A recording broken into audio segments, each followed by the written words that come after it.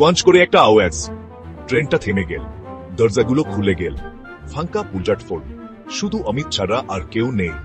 সে নেমে এলো, কাঁপছে, চারিদিকে ভারী নিস্তব্ধ রাতের আন্ধার, রাস্তার বাতিগুলো জিগমিং করে জ্বলছে, লম্বা লম্বা ছায়া তাত্রি করছে।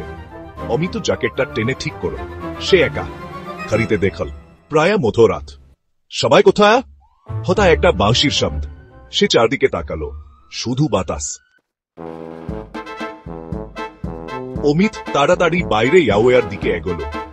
একটা পুরনো ট্রাঙ্ক একটা বেঞ্চের কাছে পড়ে আছে, অনেক পুরনো ট্রাঙ্ক, চামড়ার ফিতা দিয়ে বাঁধা, পিতলের তালা লাগানো।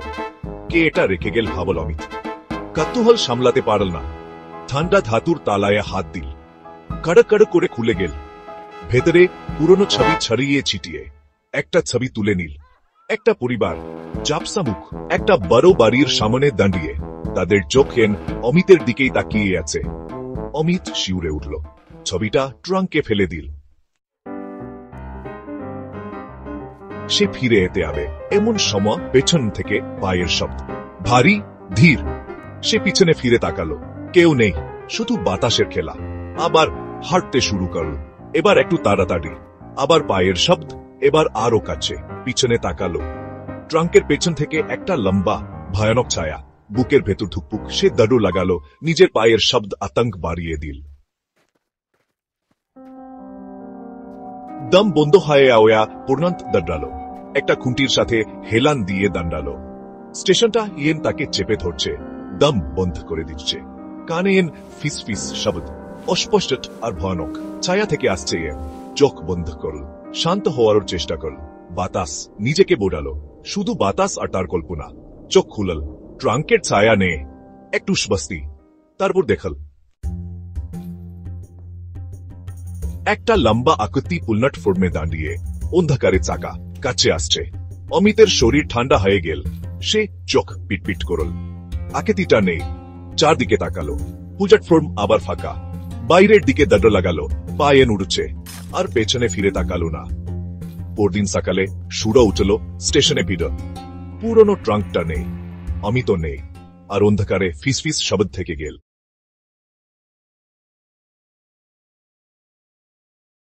দক্ষিণ কলকাতার এক নির্জন গলি। রাত তখন প্রায় 2টো। দক্ষিণ কলকাতার এক নির্জন গলি, নীরবতার চাদরে মোড়া।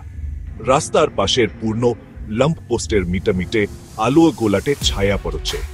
বাড়ির জানালাগুলো বন্ধ, চারপাশ নিস্তব্ধ। মাঝে মাঝে হালকা বাতাসে গাছের পাতাগুলো মধু কাঁপছে। সেই ফাঁকা রাস্তায় ধীর পায়ে এগিয়ে চলেছে রুদ্র, মাথায় হুড তোলা, মুখে চাপা দাড়ি, হাঁটার ভঙ্গিতে সামান্য খুন্ডা ভাব। এন কিছুদিন আগে পায়ে চোট লেগেছে। চোখ দুটো তীক্ষ্ণ কিন্তু শান্ত। গলির শেষ প্রান্তে পাকছে রুদ্র মোবাইল বের কর, স্ক্রিনে ভেসে উঠল মেসেজ ডেলিভার্ড। সে শান্তভাবে একটা নিঃশ্বাস নিল। রাস্তার শেষ মাথায় একটা পূর্ণ বাড়ি, জানায় নানায় মধু আলো দেখায় আসছে। বাড়ির পেছনের গেটটা খোলা ছিল। রুদ্রর সতর্ক চোখে চারপাশটা দেখে নিল, তারপর নিঃশব্দে তুকে পারল। পায়ের শব্দ না করার জন্য স্যান্ডেল খুলে ফেলল। পায়ের পাতার নিচে ঠান্ডা সিমেন্টের ছোঁয়া অনুভব করল সে। ধীর পায়ে সিন্ডারি বেয়ে উঠে গেল 3 তলায়। পকেট থেকে ছোট চাবির গোছা বের করল রুদ্র। দরজার সামনে দাঁড়িয়ে খেয়াল করল, ভেতর থেকে কোনো শব্দ নেই। চাবির গোছা দিয়ে আলতোভাবে দরজায় খুঁচা দিতেই টিক করে খুলে গেল। ঘরে খুকে চারপাশটা দেখে নিল সে। ঘরের মাঝখানে একটা টেবিল, তার উপর রাখা ল্যাপটপের স্ক্রিন জ্বলজ্বল করছে। স্ক্রিনে বেশ কয়েকটা ব্যাংক ও অ্যাকাউন্টের ইমেল খোলা, সবই হ্যাকিং সংক্রান্ত ডিটেলস। রুদ ধীরে ধীরে এগিয়ে গেল, স্ক্রিনের দিকে তাকাল, দ্রুত কিছু তথ্য কপি করে পেন ড্রাইভে তোকাল। অনেক খেলা দেখেছিস রুদ, এবার সব শেষ কর, পিছন থেকে শীতল গলায় বলল রিয়া। চাকুটার বল্লের আরো চাপ দিয়ে ধরল সে। ফাইল তোমার দরকার নেই রিয়া, আমি জানি তোদের পিছনে কে আছে। রুদ্র বল, নাম নিস না, ফাইল দে, না হলে এখানেই শেষ। রিয়া হুমকি দিল। তুই পুলিশের সঙ্গে? রুদ বিস্মিত হয়ে বলে, পুলিশ না রিয়া, আমি সিআইডি। 6 মাস ধরে তোদের গ্রুপটাকে ট্র্যাক করছিলাম, আর তুই ভাবলি আমি তোদের দলে আছি? রুদ প্রকাশ করে, খেলা শেষ ম্যাডাম, পুলিশ অফিসার বলে। রিয়াকে নিয়ে আওয়া হয়। ঘরে তখন নীরবতা নেমে আসে। রুদুর জানালার ধারে গিয়ে দাঁড়ায়। বাইরে তখনও রাত গভীর। দূর থেকে পুলিশের গাড়ির সাইরেন ধীরে ধীরে মিলিয়ে আসছে। রুদ মোবাইল বের করে কমান্ডারকে মেসেজ পাঠায়, মিশন কমপ্লিট। তারপর ধীর পায়ে গলি ধরে হাঁটতে শুরু করে। আকাশে তখনও চাঁদের আলো ম্লান। অন্ধকারের আড়ালে রুদ জানত আরো অনেক অন্ধকার আছে, ইয়া ভেদ করতে হবে।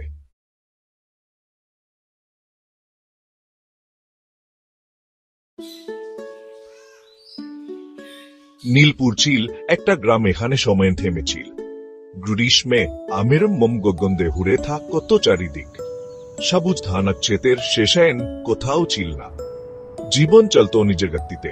গ্রামবাসীরা একে অপরকে হাসি মুখে অভ্যর্থনা জানাত। ছেলে মেয়েরা ধুলু বালিমাখা রাস্তায়ও খেলত।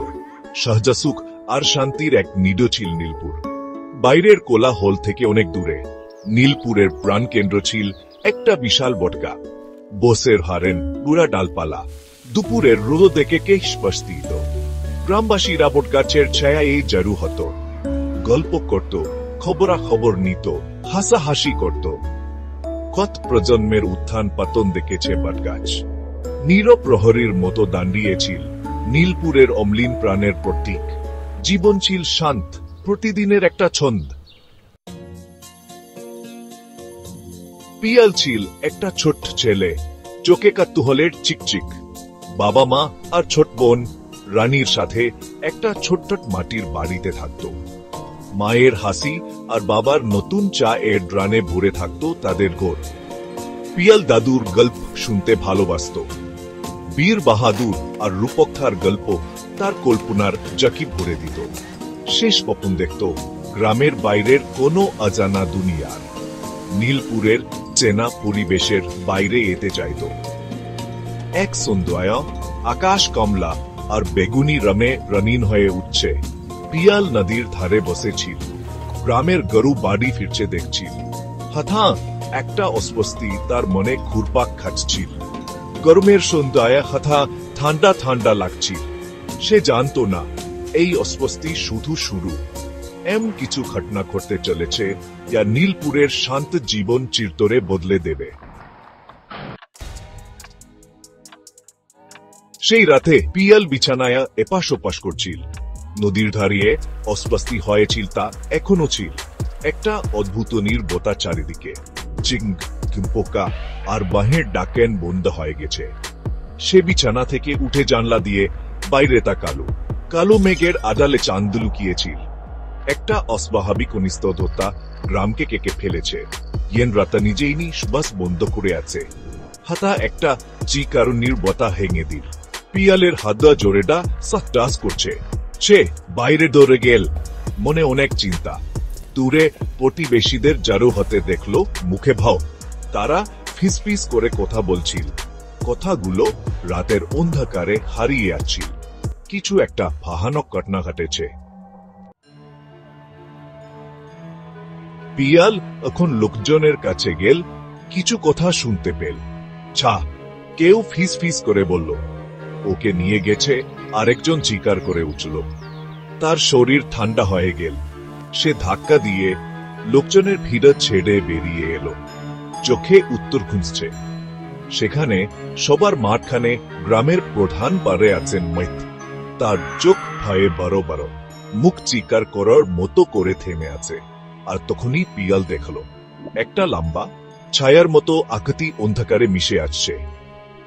অন্ধকার নিজেই জীবিত হয়ে উঠেছে, একটা ভয়ঙ্কর ভয়ঙ্কর আকার নিয়ে। ছায়াটা তাড়াতাড়ি এসেছিল, তো তাড়াতাড়ি মিলিয়ে গেল। পিছনে শুধু একটা ঠান্ডা নীরবতা আর ভয়ে আচ্ছন্ন একটা গ্রাম রেখে। পরদিন সকালে নীলপুরে ভয়ের ছায়া। গ্রামবাসীরা ফিসফিস করে কথা বলছিল, মুখ মলিন। ছায়া এখন শুধু কল্পনা নয়, একটা ভয়ঙ্কর সত্য। ছায়ার গল্প আগুনের মতো ছড়িয়ে পড়ল। কেউ বলল একটা অশান্ত আত্মা পরপার থেকে প্রতিশোধ নিতে এসেছে। কেউ বলল এটা কোনো অশুভ শক্তি গ্রামবাসীদের ভয় খেয়ে বাঁচছে। প্রতিদিন ভয় বাড়ছিল। একদিন হে গ্রাম শান্তির নীড়া ছিল, সে এখন অধ্যক্ষ ভয়ের বন্দী। অনেকে হতার হারিয়ে আসছে। গ্রামবাসীরা সারাক্ষণ ভয়ে থাকত, রাতে ছায়ার ফেরার ভয়ে ঘুম হতো না।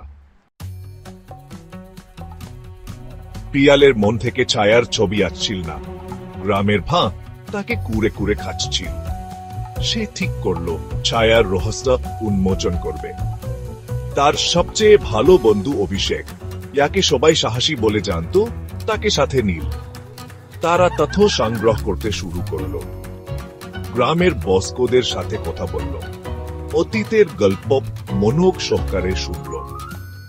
গ্রামের প্রতিটা কোণে খুঁজল, কোনো তথ্য পাওয়া যায় কিনা। দিন রাত এক করে খুঁজি চলল। শেষে তারা গ্রামের প্রান্তে একটা পুরনো পরিত্যক্ত কুয়োর কাছে পৌঁছালো। কুয়োর সাথে কোনো অন্ধকার ইতিহাস জড়িত আছে বলে লোকে বলতো, কিন্তু কেউ কাছে এতে সাহস করত না। পিয়াল আর অভিষেক ঠিক করলো তারা তদন্ত করবে। তারা যখন কুয়োর অন্ধকারে নামলো, একটা অশুভ প্রবণতা তাদের মনে ভর করল। বাতাস ভারী হয়ে উঠল। প্রতিটা বাতাসের চাপটায়া ভা আর হতাশার গল্প শোনা গেল। হঠাৎ তাদের পায়ের শব্দ কুয়োর মধ্যে প্রতিধ্বনিত হল। তারপর একটা ভয়ানক নীরবতা। ছায়া অন্ধকার থেকে বেরিয়ে এলো। তার চোখ জ্বলজ্বল করছিল একটা লাল আলোয়। অন্ধকার ছেদ করে সে তাদের দিকে ঝাঁপিয়ে পড়ল, তার কানটা হাত বের করে। পিয়াল আর অভিষেক পিছিয়ে গেল, হদো জোরে জোরে থরফরা করছে। তারা ভূয়েস্তব। ছায়া আবার মিলিয়ে গেল, তাদের অন্ধকারে কাঁপতে রেখে। তারা জানল তারা কোনো ভয়ানক কিছুর পর পড়েছে। গ্লান্তার ভীত পিয়াল আর অভিষেক গ্রামে ফিরে এলো। তারা গ্রামের বয়স্কদের তাদের ভয়ানক অভিযাত্রার কথা বলল। বয়স্করা মুখে ভয় আর দুঃখের মিশ্র ভাব। অবশেষে সেই অন্ধকার রহস্য উন্মোচন করলেন। একাত প্রজন্ম ধরে নীলপুরকে গ্রাস করে রেখেছে। অনেক বছর আগে নীলপুরে একজন মানুষ থাকত। সে খুব নিষ্ঠুর ছিল। গ্রামবাসীদের উপর অত্যাচার করত। যা চাইতো তা নিয়ে নিত। পিছনে শুধু দুঃখ আর হতাশা রেখে যেত। একদিন সে হঠাৎ উধাও হয়ে গেল। কেউ বলল তার ভয়ানক মৃত্যু হয়েছে, কেউ বলল সে পালিয়ে গেছে, অন্য কোথাও আশ্রয় নিয়েছে। কিন্তু সত্য ছিল আরো ভয়ঙ্কর। লোকটা ছিল একজন সিরিয়াল কিলার। নিরীহ গ্রামবাসীদের হত্যা করে পরিত্যক্ত কুয়োতে লাশ লুকিয়ে রেখেছে। তার আত্মা শান্তি না পেয়ে নীলপুরে আটকে গেছে। ছায়ার আকার ধারণ করে আর জীবনের মতো ভয় ছড়াচ্ছে। এই কথা শুনে সবার শরীর শিউরে উঠল। সত্য যা অতীতে লুকিয়েছিল আবার বেরিয়ে এলো, তাদের জীবনে ছায়া ফেলল। নীলপুর চিরতরে বদলে গেল। গ্রামবাসীরা ভয় পেলেও তারা জানত তাদের ছায়ার সাথে বেঁচে থাকতে হবে। তারা অতীত থেকে পালিয়ে যেতে পারবে না। তারা পুরোহিত আর কবিরাজের কাছে গেল পথ নির্দেশ আর রক্ষার জন্য। গ্রামবাসীরা তাবিজ পড়তে শুরু করল। অশান্ত আত্মাকে শান্ত করার জন্য প্রাচীন আচার অনুষ্ঠান করল। ছায়ার উপস্থিতি এখনো ছিল একটা সমাধি। এ তাদের এক শান্ত গ্রামের নিচে অন্ধকার লুকিয়ে আছে। নীলপুর তার ভৌতিক বাসিন্দার সাথে থাকতে শিখল। ভয় থাকলেও তাদের স্থিতিস্থাপকতাও ছিল।